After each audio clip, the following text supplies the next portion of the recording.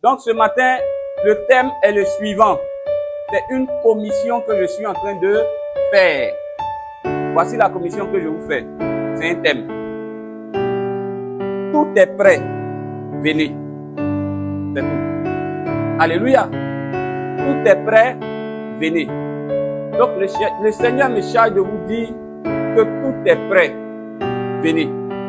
Amen. Il n'attend que toi, mon frère. Il n'attend que toi, ma soeur.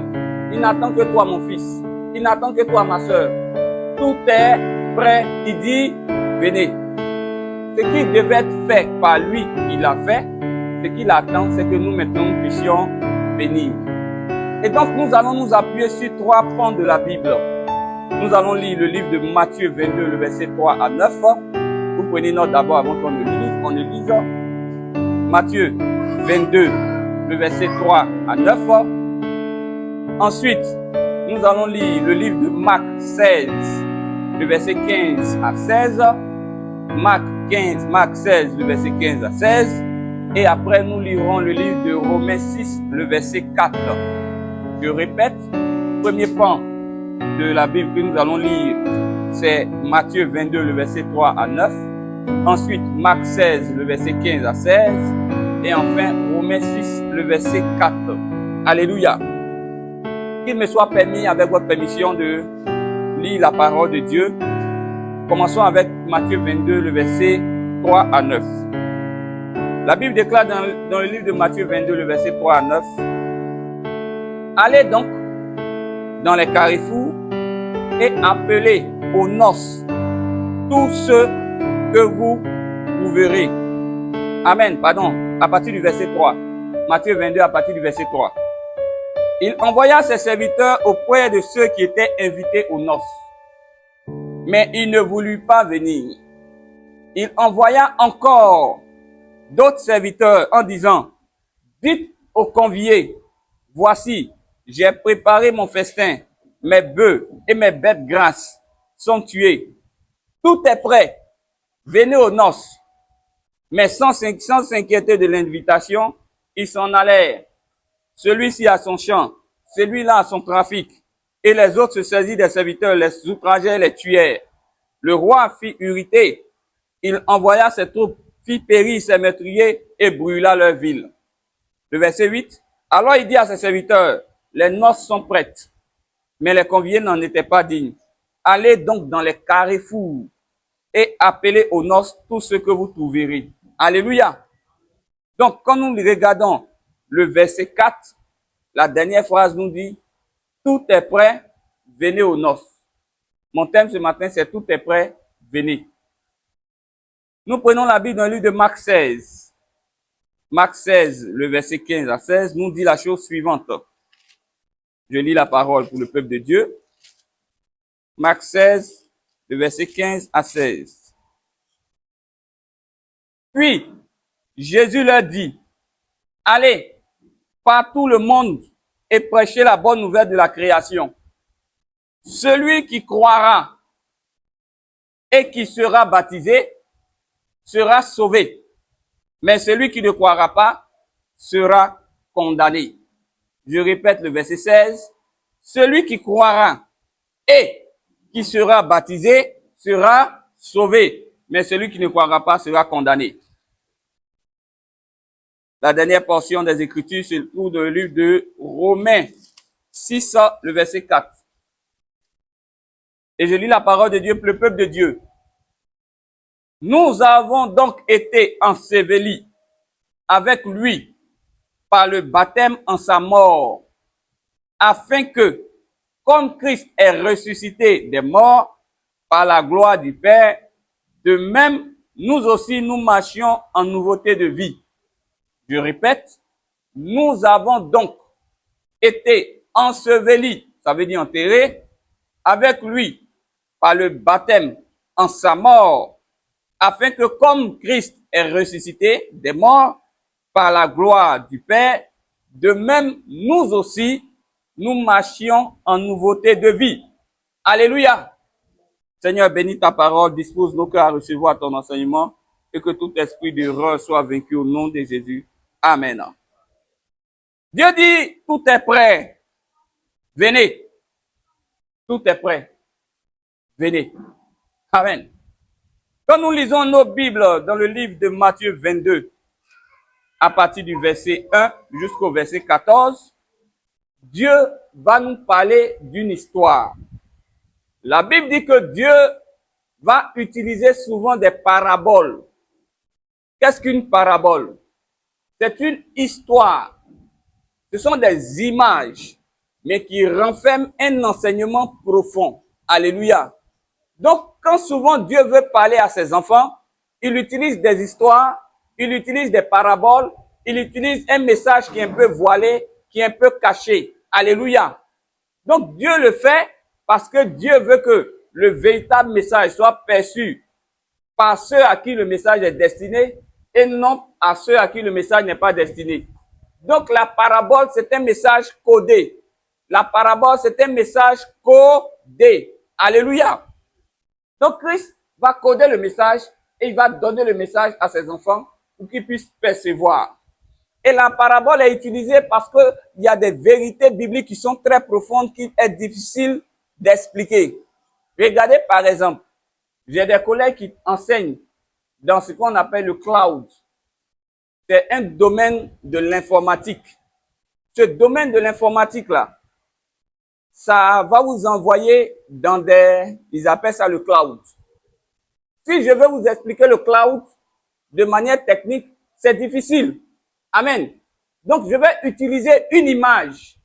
Et l'image que je vais utiliser, vous allez comprendre ce qu'on appelle le cloud. Ou bien, je peux vous parler encore d'une autre chose qu'on appelle le data center. Alléluia. Donc, la parabole est une image, est une histoire que Dieu va utiliser pour exprimer des profondeurs qui sont difficiles à comprendre. Mais il va aussi utiliser les paraboles pour voiler son message. Parce qu'il veut que le message ne soit compris que seulement par ceux à qui c'est destiné. Alléluia. Et pour ce qui concerne du royaume de Dieu ou du royaume des cieux, Dieu utilisait des paraboles pour expliquer à son peuple ce que c'est que le royaume des cieux ou le royaume de Dieu. C'est comme ça, il lui a pris la parabole des noces. Il lui a dit, si vous voulez comprendre le royaume de Dieu ou le royaume des cieux, c'est simple. Regardez comme une image le papa qui veut organiser le mariage de son fils. Il s'en va dehors, il appelle des gens, venez, mon fils est en train de se marier. Les premiers ont dit, on ne veut pas. Il est parti encore. Il dit, il envoyait encore d'autres serviteurs, venez, parce qu'on a déjà tout tué, tout est prêt. Ils disent, on ne veut pas. En plus, d'autres sont allés à leur champ, d'autres sont allés faire ce qu'ils voulaient faire, et d'autres même ont tué ceux qui ont été envoyés. Après, il est venu pour expliquer. Il dit, bon, comme tout le monde dit, il ne veut pas venir dans mon royaume, alors, personne ne veut venir à la fête, alors je vais aller aux différents carrefours. Allez-y au carrefour, appelez tous ceux que vous allez voir et dites-leur qu'il y a la place pour eux, parce que je vais célébrer le mariage de mon fils. Alors tout le monde est venu, les bons, les mauvais, ils étaient dans la salle, ils étaient en train d'attendre. Quand on partait dans les versets qui suivent, c'est-à-dire à partir des versets 11, la Bible dit qu'ils étaient tous dans la salle, bons comme mauvais. Et puis il y a un dedans qui n'était pas habillé. Et puis le roi est venu, le roi dit, mais toi tu es venu au mariage là, pourquoi tu n'as pas porté les habits de mariage? Comme tu n'as pas porté les habits de mariage, alors je vais te chasser. Sors, attachez-lui les pieds, mettez-le dehors. C'est comme ça il a dit, il y a beaucoup d'appelés, mais peu de lui. Alléluia. Donc, mes frères et mes sœurs, Dieu nous explique le royaume. Quand nous allons maintenant pas à pas au verset 3, que dit la Bible au verset 3? La Bible dit que Dieu a invité plusieurs personnes dans son royaume. Mais Dieu a envoyé aussi plusieurs personnes pour parler de son royaume. Le verset 3 nous dit quoi? Il envoya ses serviteurs appeler ceux qui étaient invités aux noces. Mais il ne voulut pas venir. Donc Dieu parle de son royaume. Il y a beaucoup de personnes que Dieu a invitées à rentrer dans le royaume de Dieu. Mais ces personnes ne veulent pas venir dans le royaume de Dieu. Pourquoi on t'invite et puis tu ne veux pas venir? Simplement parce qu'ils ne croyaient pas. Alléluia. Donc il y a des personnes qui ne croient pas au royaume de Dieu. Il y a des personnes qui ne croient pas au jugement dernier. Il y a des personnes qui ne croient même pas en Jésus-Christ. Il y a des personnes, tout ce qu'on raconte là, pour eux, c'est de l'amusement. Affaire de Dieu, ce n'est pas la vérité. Ceux-là, ils ont refusé Jésus-Christ. Alléluia. Jésus-Christ dit ne s'est pas arrêté là. Parce que les gens ont refusé. Il allait encore appeler d'autres personnes. Il dit, venez, cette fois-ci, c'est vrai que la première fois, je ne vous ai pas dit que tout est prêt. Venez maintenant, tout est prêt. Le sacrifice a été déjà accompli. Jésus-Christ a déjà donné sa vie à la croix pour nous tous. Venez. La Bible dit qu'au lieu de venir encore, ils disent qu'ils ne viennent pas. Alléluia. Ils disent qu'ils refusent le royaume. Et parmi ceux qui ont refusé le royaume, dans cette seconde arrivée des serviteurs, il y a 3 types de personnes. Alléluia. Quand nous lisons le verset 4, la Bible dit qu'il envoyait encore et il dit aux conviés, voici j'ai préparé mon festin, tout est prêt, venez aux noces. Le verset 5 nous dit, mais sans s'inquiéter de l'invitation, ceux qui ont refusé, c'est d'abord ceux qui ont ignoré le royaume de Dieu. Il y a des gens, on leur parle de Jésus-Christ, on leur parle de la vie éternelle, on leur parle du royaume de Dieu, ils font comme si ça ne leur dit rien. Ça, c'est eux. Ils ont refusé. Il y a d'autres personnes aussi qui ont parté au verset 5. La Bible dit qu'il s'en allait, celui-ci à son champ, celui-là à son trafic. Donc, il y a ceux qui n'ont pas considéré le royaume de Dieu, ceux qui ont ignoré la peine, mais il y a aussi ceux qui ont méprisé. Parce qu'on leur dit le royaume de Dieu. Viens dans le royaume de Dieu. L'autre dit que moi, ce que je m'en vais faire est grand. Je m'en vais à mon champ. Donc, ils ont trouvé des choses qui sont supérieures à Dieu. Ils ont trouvé des choses qui sont supérieures au paradis. Donc, il y a ceux qui ont ignoré le royaume. Il y a ceux qui ont méprisé le royaume. Alléluia. À côté, il y a encore ceux qui ont combattu le royaume. Alléluia. Quand nous lisons au verset 6, la Bible dit que « Et les autres saisirent les serviteurs, les outragèrent et les tuèrent. » Donc, voici les personnes qui ne peuvent pas entrer dans le royaume. Il y a ceux qui ignorent le royaume. Il y a ceux qui ne croient pas au royaume. Il y a ceux qui méprisent le royaume et il y a ceux qui combattent le royaume. Alléluia. Et toutes ces personnes, la Bible dit que Dieu va les juger, Dieu va les condamner. Alors quand Dieu a fini de faire ça, il dit, mais mon royaume, je veux que mes enfants rentrent dans mon royaume. Il veut que Honorine rentre dans le royaume. Il veut que Gabriel rentre dans le royaume. Il veut que Rosie rentre dans le royaume. Il veut que mon frère rentre dans le royaume. Il veut que tout le monde rentre dans ce royaume. Il dit, mais voici, ils ont méprisé mon royaume. Ils ont négligé mon royaume. Ils ont abandonné mon royaume. Et pourtant, je veux qu'ils soient dans mon royaume. Alléluia. Alors, il dit, allez-y dans les carrefours. Quand nous lisons la Bible, au verset 9, qu'est-ce que nous entendons? Il y a la place ici. Quand nous lisons la Bible, au verset 9, il dit, allez dans les carrefours et appelez aux noces. Que tout ce que vous trouverez. Alléluia. Donc, il y a des personnes qui ont rejeté le royaume. Ils n'ont pas cru au royaume, au message de Jésus-Christ. Il y a d'autres qui ont ignoré. On leur parle, ils font comme si ce qu'on dit là, c'est pas la vérité. Il y a d'autres qui ont méprisé. Ils ont trouvé que l'affaire de Dieu là, c'est pas plus important que ce que eux ils font. Et puis il y a d'autres qui ont combattu le royaume. Ce sont des gens qui n'aiment pas la parole de Dieu, qui combattent la parole de Dieu, qui s'opposent à la volonté de Dieu. Alléluia. Alors Dieu va dire, allons-y dans les carrefours. Allons-y partout. Allons maintenant pour annoncer la parole de Dieu. Alléluia.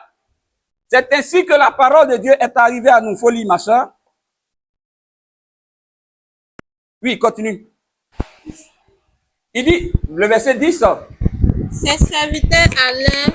Ses serviteurs sont allés Dans les chemins. Et dans les chemins. Rassemblaient tous ceux qui trouvaient méchants. Ils ont rassemblé les méchants. Et bons. Et bons. Et la salle des noces fut pleine de convives. Alléluia. Amen. La Bible dit que comme tout le monde a refusé, ceux à qui le royaume était destiné, ils ont refusé, alors Dieu est allé prendre tout le monde. Bon, comme mes mauvais, il dit, venez, mon royaume est là pour vous. Première chose que je veux dire au peuple de Dieu, si nous venons à l'église, c'est pas parce que nous sommes bons. Nous sommes aussi méchants. Nous sommes aussi bons. Peu importe. Dieu nous prend tel que nous sommes et il nous transforme au nom puissant de Jésus. L'église, c'est un hôpital qui va accueillir les malades. L'église, c'est un hôpital qui va accueillir tous ceux qui sont méchants. L'église, c'est un hôpital qui va accueillir tous ceux qui ne sont pas en bonne santé. Le rôle de l'église, c'est pas de condamner ces personnes. Le rôle de l'église, c'est de s'occuper de ces personnes. Alléluia. Amen. Alors, il est parti, il a rassemblé tous les méchants, tous les bons. Il dit, venez dans mon royaume. Et la Bible dit qu'ils étaient dans la salle. Ils se sont trouvés dans la salle. Ils sont entrés dans la salle. Alléluia. Amen. Alléluia. Amen. La Bible dit d'abord, il est parti dans les carrefours. Après, ils sont entrés dans la salle. Et puis après le verset 11, le roi est entré et le roi dit, il a vu quelqu'un qui n'avait pas porté les habits de noces. Alléluia. Alors il lui a dit, mon ami, comment es-tu entré ici sans avoir un habit de noces? Et cet homme, puis la bouche fermée. Il dit, mais mon ami, je t'ai invité à entrer dans ma salle. Comment tu as fait? Tu es rentré dans la salle. Et puis toi, tu n'as pas porté habit de mariage, habit de noces, habit de fête. Le monsieur n'a rien eu à dire. C'est comme ça. Au jugement dernier, il n'y a pas quelqu'un qui va dire, moi je ne savais pas, moi je n'ai pas entendu, moi je n'étais pas là. On n'aura rien à dire.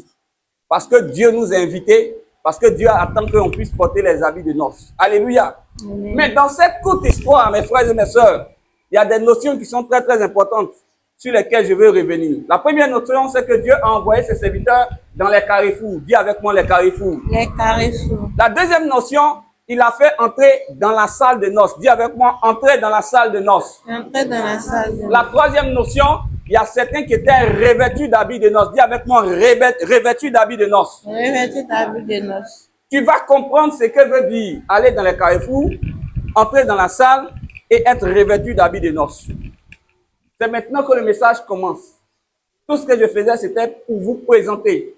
Alléluia. Amen. Pour comprendre ça, nous allons lire Marc 16, le verset 15 au verset 16.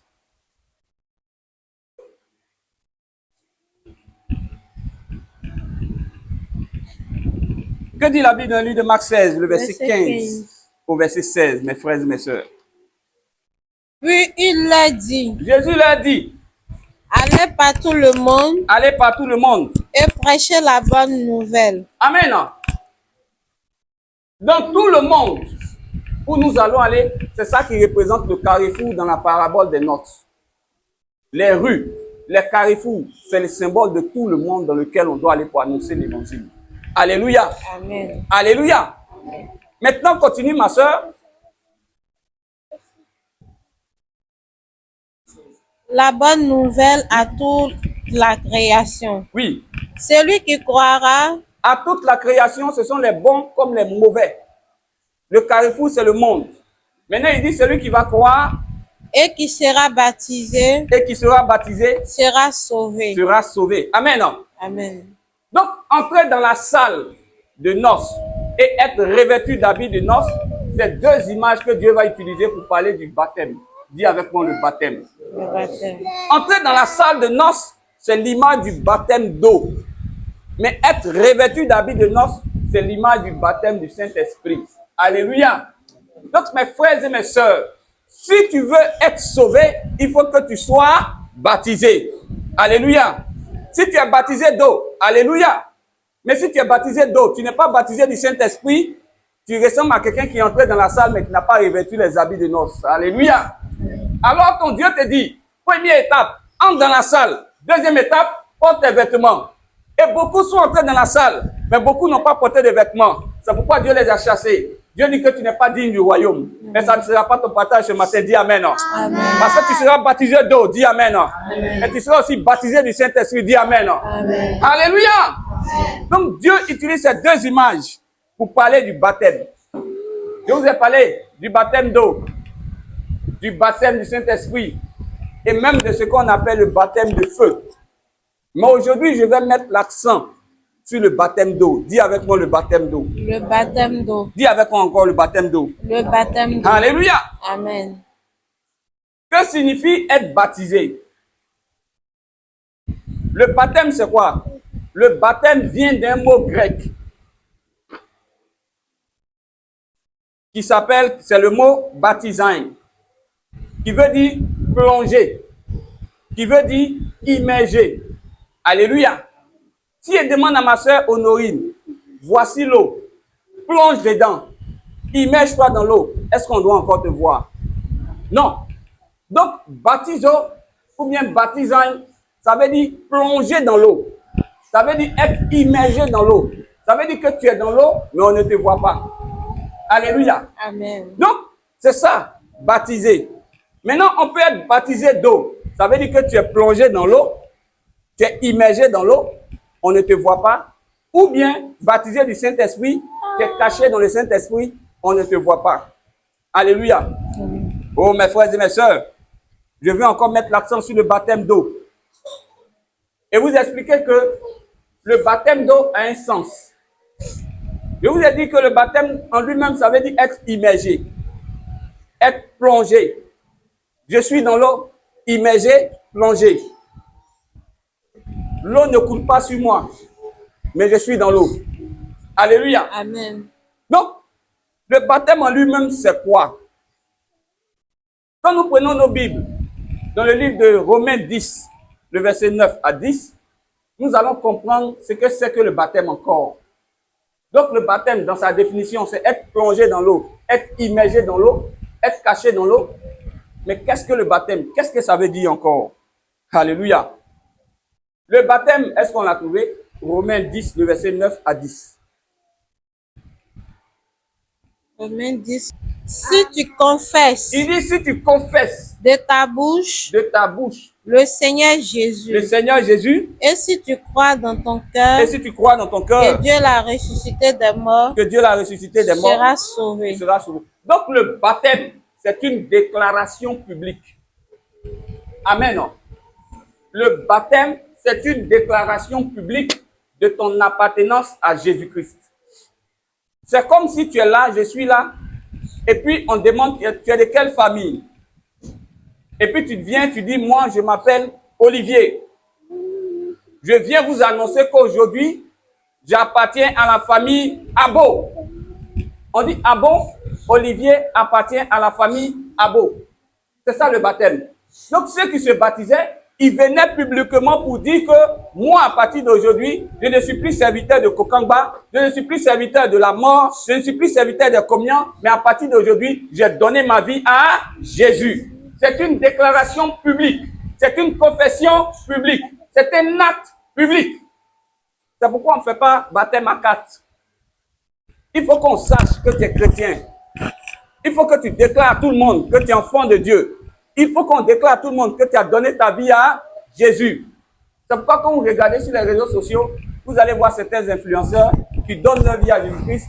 On prend les caméras, on prend les photos. Ce n'est pas pour faire le malin, mais c'est pour dire à tout le monde qu'à partir d'aujourd'hui, j'ai donné ma vie à Jésus-Christ. Donc, c'est une déclaration publique de notre appartenance à Jésus. Je vais faire juste une petite brèche. Le baptême dans le Saint-Esprit, ce n'est pas une déclaration publique, mais c'est un constat public.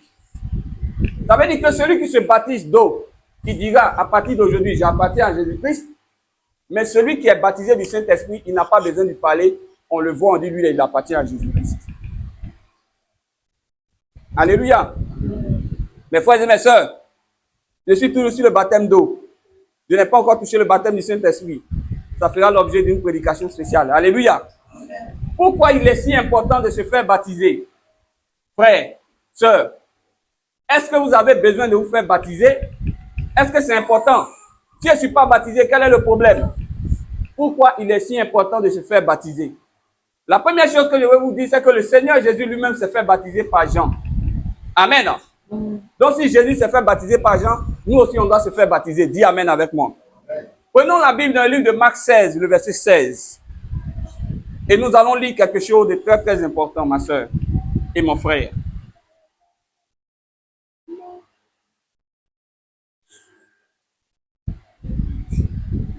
Celui qui croira Il dit celui qui croira et qui sera baptisé sera sauvé. sera sauvé. Regardez mes frères, je suis ici. Le premier pas à faire, c'est de croire. Le second pas à faire, c'est d'être baptisé. Le troisième pas à faire, c'est d'être sauvé. Tu ne peux pas être sauvé si tu n'es pas baptisé. Tu ne peux pas être baptisé aussi si tu n'as pas cru. Donc, on prend souvent des enfants. Les enfants ne croient même pas en Jésus-Christ.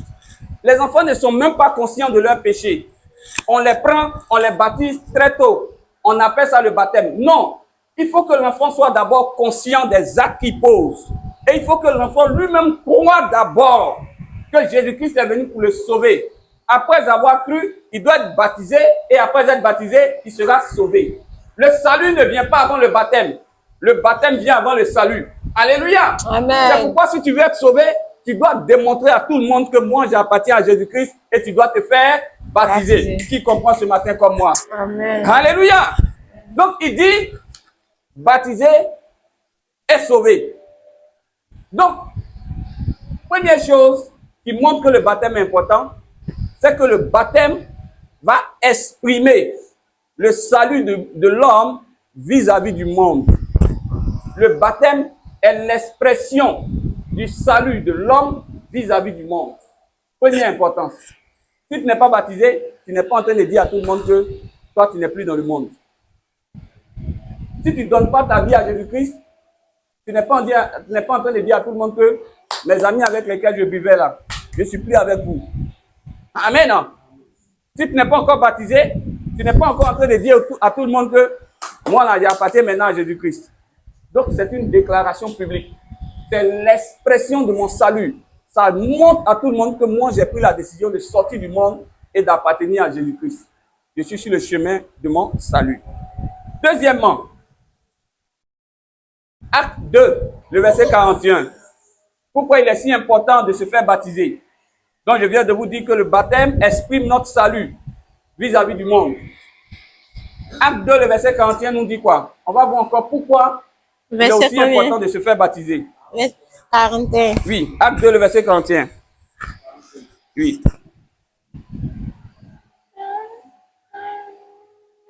Acte 2. Ceux qui acceptaient sa parole Ceux qui ont accepté la parole de Dieu furent baptisés. ils furent comment? Baptisés. Ils furent comment? Baptisés.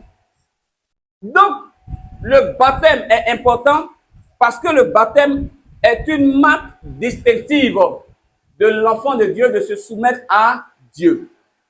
Donc, quand tu te baptises, tu es en train de dire à tout le monde que moi, je prends la décision maintenant d'obéir à la volonté de Dieu.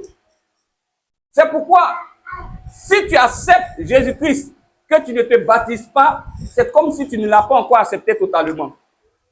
Alléluia. Amen. Relis le passage, ma soeur. Ceux qui acceptaient sa Ceux qui parole acceptaient la parole. furent baptisés. Donc, tu ne peux pas dire que j'accepte la parole de Dieu, mais je ne veux pas me baptiser. Ça veut dire que tu n'as pas encore accepté. Mais quand tu acceptes, tu dois te baptiser. Ça montre que tu es prêt à être obéissant à Dieu. Ça montre que tu es prêt à t'engager pour Dieu. Ça montre que tu es prêt à être dans la famille de Dieu. C'est ça. Donc, ceux qui ont reçu la parole, ils se sont fait baptiser. Ceux qui ont pris la parole, ils se sont fait baptiser. Ceux qui ont cru en la parole, ils se sont fait baptiser. Alléluia. Amen. Mes frères et mes sœurs, je vous ai parlé de beaucoup de choses. Je vous ai parlé du baptême.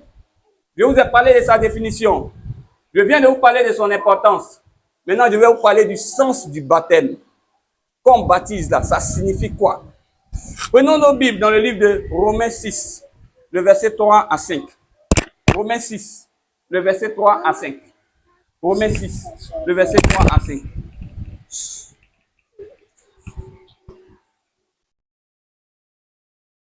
Ignorez-vous Oui, que nous tous qui avons été baptisés en Oui. Jésus-Christ, oui. c'est en sa mort que nous avons été baptisés. Amen. Non. Le verset 3 nous dit quoi? Ignorez-vous. Ignorez-vous que nous tous qui avons été baptisés, c'est en sa mort que nous avons été baptisés. Donc, le verset 3 va nous dire, si vous voulez être baptisé, il faut d'abord que vous compreniez ce qu'on appelle le baptême. Tu ne peux pas dire que je veux quelque chose, mais tu ne comprends pas ce qu'il y a dedans. Si vous êtes des chrétiens, que vous ne comprenez pas la parole, que vous ne lisez pas la parole, que vous ne savez pas qui est Jésus-Christ, que vous ne savez pas ce que Jésus-Christ est venu faire, si vous ne savez pas ce que vous faites à l'église, par exemple, vous n'allez pas faire votre vie chrétienne, vous n'allez pas vivre votre vie chrétienne qui peut plaire à Dieu. Vous allez vivre, les hommes vont dire faites comme ci, faites comme ça, faites comme ci, faites comme ça, et puis vous allez devenir des instruments que les gens utilisent et les gens feront de vous ce qu'ils voudront. Mais si vous connaissez, vous allez poser des actes par la foi. Parce que la foi vient de quoi? Ce qu'on entend. Et ce qu'on entend vient d'où? De la parole de Dieu. Donc il dit, vous devez savoir ce que c'est que le baptême. Vas-y ma soeur. Le verset 4 nous dit quoi? Nous avons donc été ensevelis avec lui. Nous avons été ensevelis avec lui. Par le baptême. Par le baptême. En sa mort. En sa mort. Afin que. Comme Christ est ressuscité des morts. Comme Christ est ressuscité des morts. Par la gloire du Père. Par la gloire du Père. De même. Nous aussi nous marchions en nouveauté de vie. Nous aussi nous marchions en nouveauté de vie. Amen. Amen. Quel est le sens du baptême? Le baptême là, ça montre notre mort et notre résurrection. C'est pourquoi quand on s'en va te baptiser, Isaac, viens. Dépêche-toi. Viens. Quand on s'en va te baptiser, si tu es là et qu'il y a l'eau qui est là, on te prend et puis on te met dans l'eau. Il faut te laisser pousser. On te met dans l'eau. Amen. Il est dans l'eau et puis après on te fait ressortir. Amen. Amen. Quand on plonge quelqu'un dans l'eau comme ça, dans le sang du baptême, spirituellement, ça veut dire qu'il est en train de mourir. Quand on le fait sortir de l'eau, ça veut dire qu'il est en train de ressusciter. Donc le baptême d'eau, c'est l'image de ma mort en Jésus-Christ et de ma résurrection en Jésus-Christ. Le baptême d'eau, c'est l'image de ma mort au péché et de ma résurrection dans la vie de Jésus. Le baptême d'eau, c'est l'image que si je vis désormais, ce n'est plus moi qui vis, mais c'est Christ qui vit en moi. Le baptême, c'est l'image que ma vieille nature, mon vieil homme, mon ancienne personnalité reste dans l'eau, mais celui qui sort, c'est une nouvelle personne qui marche conformément à la volonté de Jésus. C'est ça le baptême. C'est la mort et la résurrection. Mes frères et mes sœurs, pour les personnes âgées qui ont déjà vu des morts, est-ce que vous avez déjà vu un mort parler? Est-ce que vous avez déjà vu un mort? Quand tu insultes un mort, est-ce qu'il parle? Quand tu dis au mort qu'il est vilain, est-ce qu'il parle? Quand tu pinces un mort, est-ce qu'il parle? Le mort est mort. Beaucoup de chrétiens ne sont pas encore morts. C'est pourquoi ils aiment se venger. C'est pourquoi ils aiment les histoires. C'est pourquoi ils aiment faire des palabres. Dès qu'on les touche, ils commencent à crier ouin, ouin, ouin, ouin, ouin. Il n'est pas encore mort. Mais si tu es vraiment mort, alléluia, et que ta vieille nature est restée dans l'eau, tu es une nouvelle créature. Qui veut être une nouvelle créature ce matin? Alléluia! C'est ça le sens du baptême. Mes frères et mes sœurs. Donc, en acceptant de vous faire baptiser, vous vous identifiez à la mort de Jésus-Christ. Mais aussi, vous vous identifiez à sa résurrection. Sachez, mes frères et mes sœurs, que tu ne peux pas régner dans la gloire si tu n'es pas mort. Celui qui est élevé, c'est celui qui est humilié. Celui qui est promu, c'est celui qui est rabaissé. Donc Jésus-Christ, avant de nous élever, il va s'assurer que nous sommes d'abord par terre. Alléluia! Que Dieu nous bénisse ce matin, dit 3 fois Amen. Amen. Maintenant, je vous ai parlé du sang du baptême. Je vais maintenant vous poser une question. On va attendre combien de temps avant de baptiser? Quel est le temps nécessaire pour se faire baptiser? Prenons nos Bibles, par exemple, dans le livre de Actes 22, le verset 16. Actes 22, le verset 16. D'autres vont prendre Actes 16, le verset 33.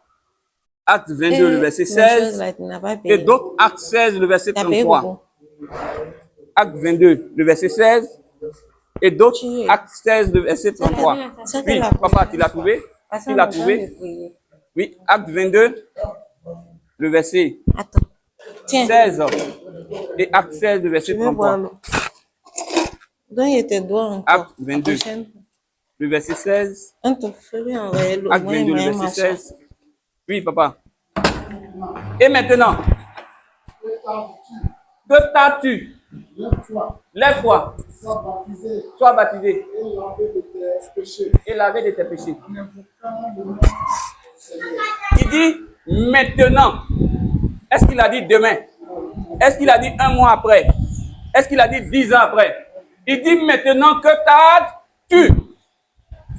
On ne tarde pas pour être baptisé. Amen. Non, il faut que j'attende d'abord 10 ans avant de me baptiser. Non. Si tu reçois le message de Dieu, que tu es convaincu que Jésus-Christ est mort à la croix pour le salut, pour ton salut, quand tu as la possibilité, ne tarde pas, va en même temps te faire baptiser. Dis Amen avec moi. Amen. Acte 16, le verset 33 nous dit quoi? Il les prit avec lui à cette heure, même de la nuit. Il lava leurs plaies.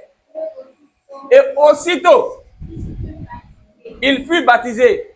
Il a été baptisé comme 10 ans après, 100 ans après, 74 ans après. Il a été baptisé aussitôt. Il a reçu la bonne nouvelle. Il a accepté la bonne nouvelle. Il a cru en la bonne nouvelle. Aussitôt, il a pris la décision de se faire baptiser. Donc, le baptême, on n'a pas dit de prendre beaucoup de temps. On n'a pas dit aussi de ne pas prendre beaucoup de temps. Ce qui est sûr, avant d'être baptisé, il faut que tu reçoives un enseignement. Avant d'être baptisé, il faut que tu reçoives au moins une formation ou bien un entretien. À partir de ce moment, dès que tu es convaincu, frère, sœur, ne t'inquiète pas, cherche à te faire baptiser. Oh, mes frères et mes sœurs, comment je devais me baptiser? Je me suis baptisé à une période qui est très importante. Je me suis baptisé un 1er novembre. Le 1er novembre, c'est quelle fête? C'est fête de quoi? Fête des morts. C'est ça que les gens appelaient la Toussaint. C'est la fête des morts. Pendant qu'on fêtait les morts, moi j'étais en train de fêter ma vie. Amen. Parce que je me suis baptisé un 1er novembre. Pour me baptiser, de toute façon j'ai poursuivi le pasteur. Je veux me baptiser. Je veux me baptiser. Tu me baptises quand? Tu me baptises quand? Parce que j'ai compris le message de Dieu. Je ne réfléchis plus. Je donne ma vie à Jésus-Christ et je me baptise. Alléluia. Amen. Et c'est comme ça que je me suis baptisé. Frères et mes sœurs, ce matin, on peut aussi se poser cette question. Qui baptise? Tout le monde peut baptiser. Mais celui qui baptise doit avoir quand même une autorisation. Les pasteurs peuvent baptiser. Les anciens peuvent baptiser. Les diacres peuvent baptiser. Les hommes de Dieu peuvent baptiser. Les frères avancés dans la foi peuvent baptiser. Tout le monde peut baptiser. Mais quant au baptême du Saint-Esprit, c'est seulement Jésus-Christ qui baptise. Quand le temps arrivera, je parlerai de ça. Donc si tout à l'heure, mon frère qui est conscient de ses fautes, qui est conscient de sa vie, qui est vraiment conscient, prend la décision de se baptiser, tout endroit où je le trouve, je vais le baptiser. Amen. Amen. C'est comme ça. Que gloire soit rendue à Dieu. Amen. Mes frères et mes sœurs, qu'est-ce que vous devriez comprendre par cet enseignement? Je vais le résumer en quelques points. Le premier point, c'est que Dieu a tout préparé. Il n'y a rien d'autre à faire encore. Christ a déjà payé le prix pour notre liberté. Deuxièmement, il nous appelle. Beaucoup ont refusé. D'autres l'ont ignoré. D'autres l'ont combattu. D'autres l'ont méprisé. Il est venu dans tout le monde pour te parler, pour me parler. Ne le méprisons pas. Ne le rejetons pas. Ne le combattons pas. Ne combattons pas son royaume. Acceptons d'entrer dans son royaume. La porte pour entrer dans son royaume s'appelle Jésus-Christ. Et pour avoir accès, pour rentrer pleinement dans cette porte, il faut accepter de te faire baptiser. Baptiser d'eau, baptiser d'esprit. Pour ce qui est de la prédication de ce matin, je parlais du baptême d'eau. Le baptême d'eau, c'est être plongé, être immergé dans l'eau et ressortir. Donc le baptême, c'est une image de notre mort au péché, notre mort à notre ancienne vie et notre résurrection en Jésus-Christ. Alléluia. Et je vous ai dit qu'il est important de se baptiser, frères et sœurs, parce qu'en vous baptisant, vous vous rendez obéissant à la parole de Dieu. En vous baptisant, vous ressemblez à Jésus-Christ qui sont aussi baptisés. Et je vous ai aussi dit, mes frères et mes sœurs, on n'a pas besoin d'attendre un long moment. Quand tu attends, quand tu acceptes, va te faire baptiser. Parce que si tu crois, tu te fais baptiser et tu es sauvé. Que le Seigneur Jésus-Christ nous bénisse. Que le Seigneur nous bénisse, Jésus-Christ nous bénisse. Que le Seigneur Jésus-Christ nous bénisse. Alléluia. Que gloire soit rendue à Dieu. Que gloire soit rendue à Dieu. On va prier le Seigneur. Que on va lui rendre grâce. Seigneur, merci pour ce temps que tu nous as accordé. Dispose-nous pour que ton nom soit glorifié. Éloigne de nous tout ce qui ne vient pas de toi. Que tout ce qui est rentré dans nos cœurs, qui n'est pas de toi, que cela sorte au nom de Jésus. Mais que tout ce qui est venu de toi, que cela reste accroché à nos cœurs au nom de Jésus. Bénis-nous au nom puissant de Jésus-Christ. Nous avons prié. Si tu crois 3 fois. Amen. Amen. Amen. Amen. Que Dieu nous bénisse. Amen. Alléluia.